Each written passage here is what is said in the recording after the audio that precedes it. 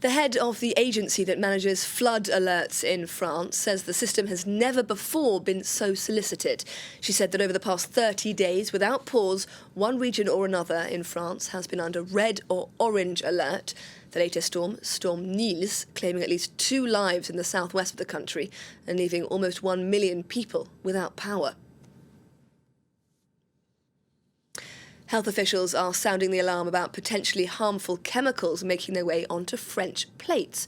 A government agency has announced the results of an investigation in which found traces of some 250 unusual or alarming substances in the food consumed in France on a daily basis. Monty Francis and our colleagues at France 2 have the story. You can't see it on your plate, but the French Agency for Food, Environmental and Occupational Health and Safety says it's there. High levels of cadmium, aluminum, mercury, and other metals, which the agency identifies as a health risk, and all sorts of food consumed by the French public. A total of 276 types of food were analyzed for the study, including more than 700 samples, estimated to cover the average diet of 90% of the French population. These metals are found primarily in processed foods, such as bread, wine, biscuits, cakes, pasta, but also potatoes and vegetables. All these substances have one or more effects on health.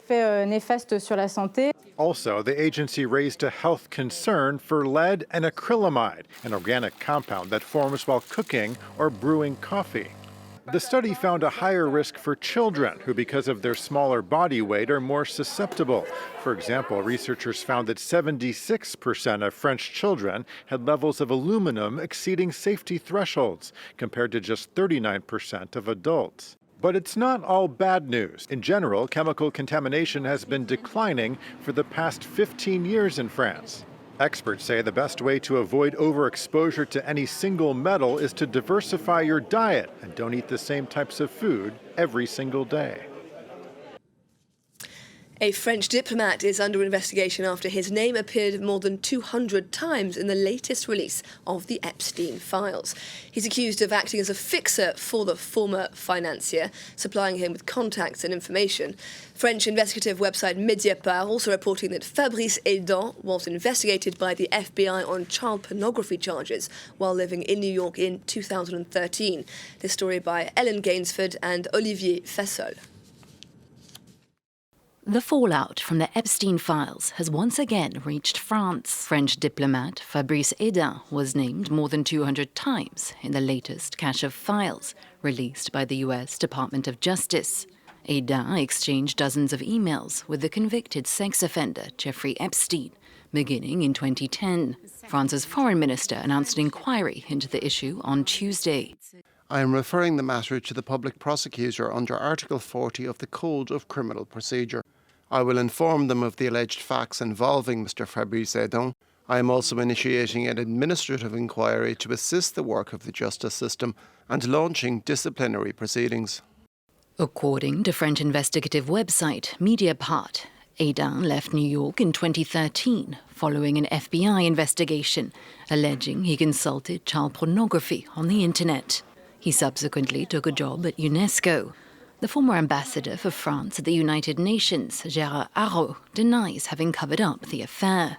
Edon currently works for the French energy utility company, the Engie Group, which has suspended him during the investigation. The known email exchanges between the former diplomat and Epstein do not implicate Edon's involvement in any sexual abuse crimes linked to the American financier. Mediapart reports that Edon appears to have acted as a fixer for Epstein during a trip to Paris and to have used his networks to introduce him to political and financial officials in Abu Dhabi. And it was yet another embarrassing news day for the Louvre here in Paris, the world's most visited museum, on Thursday, revealing that French police have dismantled what they called a large-scale ticket fraud network, with 2 museum employees arrested. The suspected fraud scheme was launched a decade ago and involved guides from outside the museum, tour operators and also ticket office staff. Simon Moritz and our colleagues at France 2 have the scoop. The Louvre Museum has been hit by yet another scandal, but this time, it's at the ticket office. The scam was ongoing for almost a decade, and would make its operators more than 10 million euros. The museum first filed a report with the police in 2024, detailing suspicions over 2 Chinese tour guides. An investigation followed involving both surveillance and phone wiretapping. It confirmed what was outlined in the report. The guides brought in groups of Chinese tourists, defrauding the ticket office with guides reusing the same ticket several times for different people. Other guides were then suspected of the same practices. A total of 9 people suspected of involvement in the scam were arrested on Tuesday. Among them were tour guides, but also 2 Louvre employees, and the suspected head of the sprawling criminal network. According to investigators, some of the funds had already been invested in real estate in Paris and Dubai. Well, for more, I'm joined now by Didier Rykner, art historian and editor-in-chief of La Tribune de l'Art. Thank you very much for joining us here today on France 24.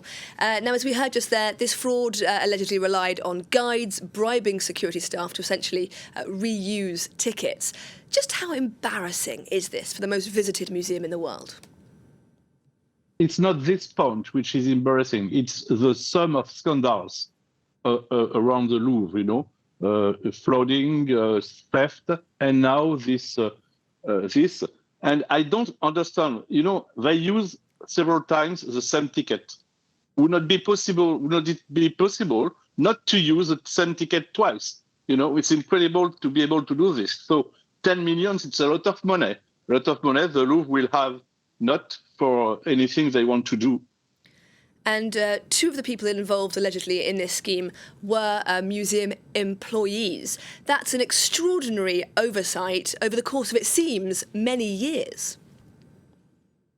Yes, but you know, you can always have people who are not honest when you have thousands of people. I don't know. The problem is the system is very strange. You know, you can get in the Louvre, into the Louvre, and afterwards get into the Louvre again with the same ticket. They should do something about this, I think. But I do not know exactly how they made this, you know. So I must be careful. I don't want to tell. Maybe the Louvre is for nothing in this scandal, but there are many other scandals he is responsible for. And of course, one of the major scandals you're referring to is the Louvre robbery back in October, in which thieves stole historic crown jewels worth more than $100 million. What does the success, in your opinion, of such a brazen robbery say about how France cares for its most precious historical artefacts? I think this theft is.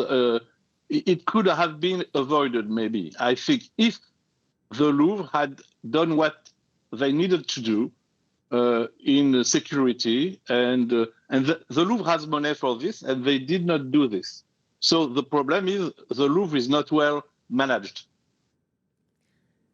Now, you referred, as I've said before, to a number of scandals at the Louvre. We also know that there are a number of disgruntled staff who've launched a number of strikes since the start of the year, demanding more recruitment, improved salaries, forcing management, in fact, to shut the former Royal Palace on several Mondays.